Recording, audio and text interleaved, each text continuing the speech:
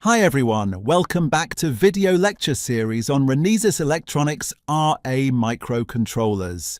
In today's video, I'll demonstrate how to set up an external IRQ interrupt request on the Renesas RA8E1 fast prototyping board. We'll walk through the complete process step by step, from configuring the pins to enabling the interrupt in software using E² Studio. You can scan the QR codes on screen to access the RA8E1 product page, the IDE and Tools download page. Open E² Studio, then create a new project by clicking on the File icon, then select New, then select Renesas C++ project, then select Renesas RA project. A new dialog box will appear. You can give a name to your project here. After naming your project, click on the Next button. From this drop-down menu, select FPB RA8E1 board. After board selection, click on Next. After that, select Flat, Non-Trust Zone project. For Smart Bundles, select the None option, then click on Next. Now select Executable and No RTOS option. Now select Bare Metal Minimal, then click on the Finish button. Now the IDE will take some time to configure your project. Now click on the Open Perspective button to open the FSP configuration file. In the FSP configuration file, click on the Stacks tab.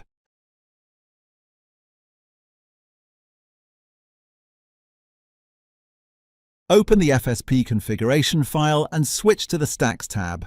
Click New Stack, then choose Input and select External IRQ. Once the external IRQ stack is added, click on it and open Stack Properties. Next, refer to the FPB RA8E1 user manual. In section 5.4.2 User Switches, you'll find that the user switch is connected to P09. Now return to the FSP configuration and open the Pins tab.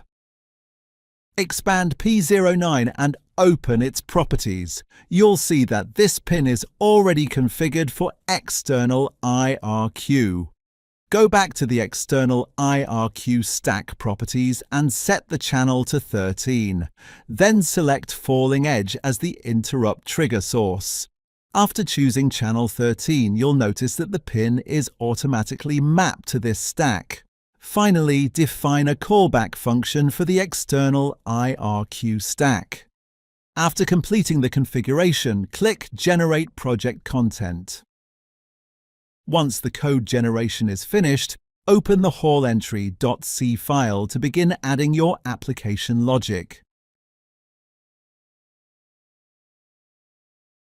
I'll start the user application by defining an FSP error variable inside the hallentry function. Next, in the Project Explorer, expand Developer Assistance, then expand the external IRQ stack. Drag and drop the external IRQ open function call into hallentry.c. After that, use an assert to verify that the external IRQ open call was successful. Then, from Developer Assistance, drag and drop the external IRQ enable function call into hallentry.c.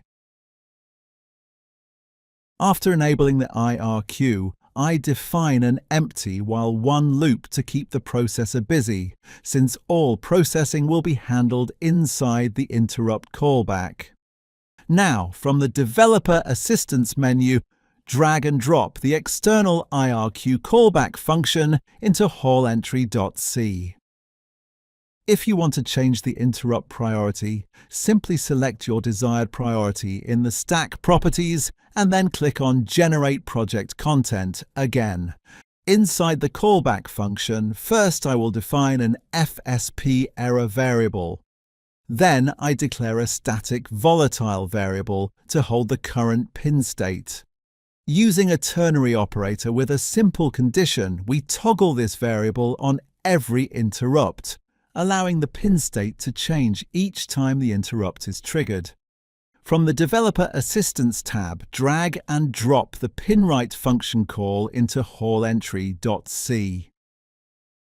For the pin argument, select LED1, and for the second argument, use the LED state variable. You can repeat the same pinWrite function call for the second LED as well. After each pinWrite call, add an assert function to confirm that the operation completed successfully. Finally, use the FSP parameter not used function call to suppress any compiler warnings related to unused parameters.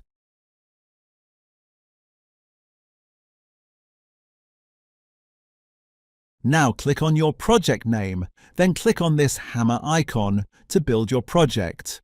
After build is successful, right-click on the project name, then select Debug As. Then select Renesas GDB Hardware Debugging option. Click on Switch button to open Debug Perspective. In debug mode, click on this Rezoom button, then again click on this Rezoom button. Now if we press User Switch on FPB RA8E1 board, then both onboard user LEDs will change their state.